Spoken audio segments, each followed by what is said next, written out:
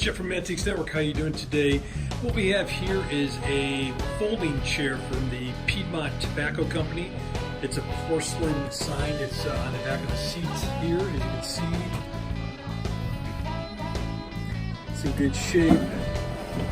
Again, it's a deck chair that folds up. It's got the printing in the back. We originally had this set and we broke it up, so this is the remaining chair. So if you were into tobacco or would like to have some cool vintage advertising in the form of a lawn chair, this might be for you. These are antiques. These are mantiques. Antique, mantique. These guys sell mantiques. This is their store. We're bringing stuff every day, in and out, in and out, in and out. We're shaking and baking.